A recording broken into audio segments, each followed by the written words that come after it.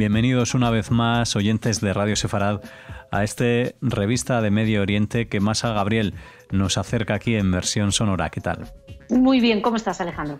Bueno, digo en versión sonora porque Revistamo tiene su propia página web, Revista de Medio Oriente, revistamo.org, y aquí Masa Gabriel analiza los medios de comunicación con noticias que tienen el foco puesto en Israel o en el mundo judío, y aquí las comparten con ustedes y con nosotros en Radio Sefarad. ¿De qué nos hablarás hoy?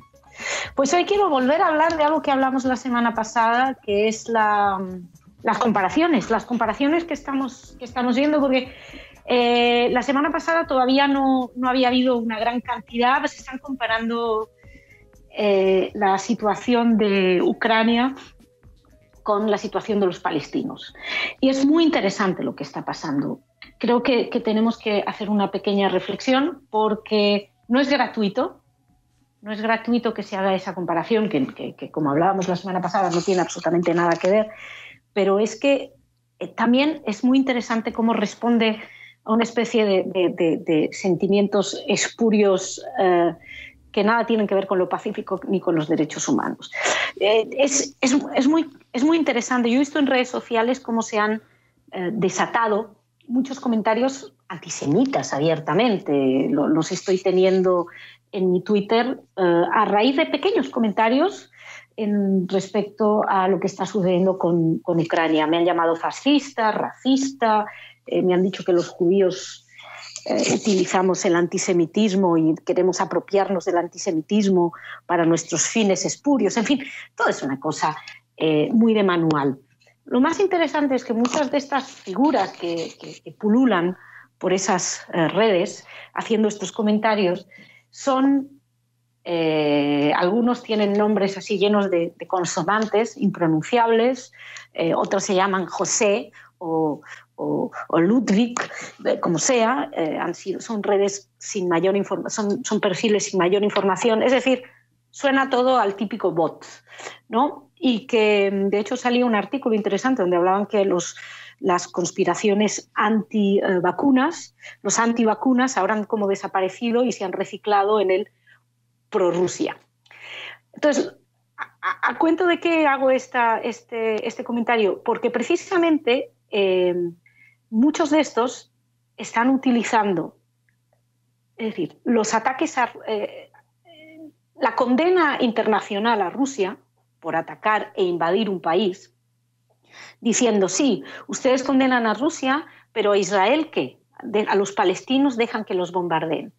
No nos equivoquemos, en primer lugar, estos no son perfiles que quieren ayudar a los ucranianos, no, ni tampoco quieren ayudar a los palestinos, no, estos son perfiles que lo único que quieren es poner en duda el sistema occidental y democrático. Y entonces van a buscar cualquier entrada que pueda crear una duda en el lector. Y entonces piensan en el lector de buena fe que va a leer y va a decir, es verdad. Entonces, por eso tenemos que tener muy claro el ethos del conflicto. Estamos hablando de una cuestión esencial. Y esto, permíteme, Alejandro, que me reitere un poco de lo que hablamos la semana pasada, pero creo que es muy importante. Rusia e Israel no son comparables, para empezar. Ucrania y los palestinos no son comparables. El único punto de comparación al que uno se puede aferrar y al que se aferran estas personas, que insisto, no es que quieran ayudar a que los palestinos tengan un Estado, ni es que quieran ayudar a que los ucranianos puedan defenderse de esta invasión. No, lo único que están haciendo es, en el fondo, hacer el juego a Rusia, intentando subrayar o inventar hipocresías en el mundo occidental, que sin duda las tiene, pero no es precisamente esta, intentando equiparar cuestiones que no tienen nada que ver. Es el ataque a un sistema de valores común que comparte Israel con Occidente. Y ese ataque a Israel es el mismo ataque que está detrás del ataque a Ucrania. Son los ataques a una serie de valores democráticos y occidentales. Entonces, vuelvo al ethos del conflicto. Los ucranianos viven una lucha existencial. Es decir, Rusia, y lo ha dejado clarísimo Putin, no cree en la existencia de Ucrania, no cree que Ucrania tenga que existir. Y esa es la base del problema. Putin considera que Ucrania es y debe ser parte de Rusia. Ese es el ethos. Esa es la cuestión existencial. Es a lo que se enfrenta Israel cuando Irán habla de que hay que borrarlo del mapa. Cuando Hamás dice, no acepta la existencia. Cuando no se acepta la existencia de un Estado judío, que es algo que se está poniendo también desde informes como el de Amnistía Internacional. Y doy el salto a Amnistía Internacional porque el informe de Amnistía Internacional pone el principio del problema en la mera existencia del Estado de Israel, es decir, en la existencia de un Estado judío, el único lugar donde los judíos pueden tener un asilo en todo el planeta. Ese es el problema donde inician. Entonces, cuando la mera existencia de estos estados está puesta en juego, ese es el problema, esa es la amenaza a la que se enfrentan. Cuando estos bots, y ya no son solamente bots, porque esto lo hemos visto también en artículos, lo hemos visto en medios que tienen cierto valor informativo supuestamente, lo hemos visto en ex líderes políticos reciclados, en comentaristas ahora en cadenas como la SER, o sea, estoy hablando de Pablo Iglesias, cuando se está poniendo en duda, entonces cuando se quiere hacer estos paralelismos entre los rusos y los israelíes, es decir, como si los rusos hubieran entrado porque sí a invadir y a anexar un territorio, esto no ha sucedido, en lo histórico no, podemos hacer una pequeña parada, pero lo único a lo que pueden aferrarse es la cuestión de fuerza. Es decir, Israel es más fuerte que los palestinos, es cierto. Los rusos son más fuertes que los ucranianos, aparentemente es cierto. Ok, pero la fuerza no es un valor ético. Fuertes y débiles no es un valor ético. ¿Por qué? Si nos vamos, por ejemplo, a la Segunda Guerra Mundial, afortunadamente los aliados fueron más poderosos que los nazis. Esto no convierte a los nazis en los buenos. Y esto es algo que creo que tenemos que tener bien en cuenta, porque va a ser un aspecto desde donde nos van a estar reincidiendo en esta comparación. Y son comparaciones insostenibles desde el punto de vista ético. Y ya si vamos a la cuestión histórica, o más que histórica, de hechos, Ucrania es un país soberano, es un Estado soberano con fronteras legítimamente internacionalmente reconocidas. Los palestinos no tienen un Estado. Ojo, no porque Israel haya entrado e invadido, es que nunca lo han tenido. La idea es que logren tener un Estado. Y esto se tiene que hacer a través de conversaciones. No hay unas fronteras establecidas.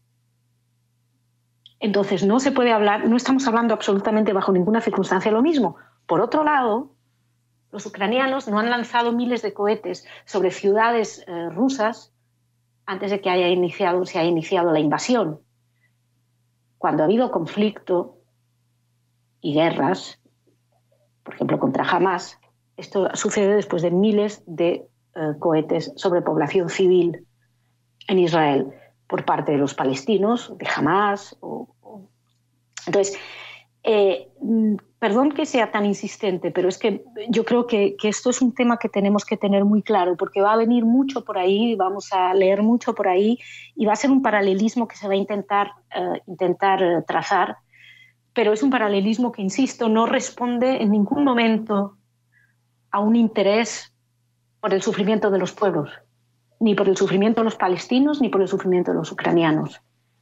Es más bien un interés que responde, además es curioso que sean precisamente los mismos que en el fondo han estado, si no apoyando a Putin, pidiendo que no se envíe armas a los ucranianos, que los ucranianos no se defiendan, son los mismos que están detrás de quienes quieren que se ataque a los israelíes por supuestamente estar cometiendo el mismo tipo de crímenes. Bueno, eso algunos. Yo he visto en Internet, incluso un profesor de filosofía en una universidad, cosa que me ha sorprendido, decir que los israelíes cometen un genocidio, pero que los rusos no. En fin, que estamos hablando ahora mismo de un conflicto que no va sobre Israel, pero que estoy convencida que el activismo anti-israelí va a ser capaz de traerlo a la palestra otra vez. Y la cosa es que, bueno, que no permitamos, bajo ninguna circunstancia, que se tergiversen los términos de lo que se está hablando. Bueno, Masa, pues con este programa reincidimos, como decías, en esos asuntos que tratabas la semana pasada en este mismo espacio, en Revista de Medio Oriente, aquí en Radio Sefarad, para bueno, pues como decimos, volver a insistir en que Israel no es Rusia y las comparaciones son odiosas, por decirlo de una manera pues clara. Así nos despedimos, les esperamos en el próximo programa y te esperamos a ti más aquí en los micrófonos de Radio Sefarad. Muchísimas gracias y seguimos la semana que viene.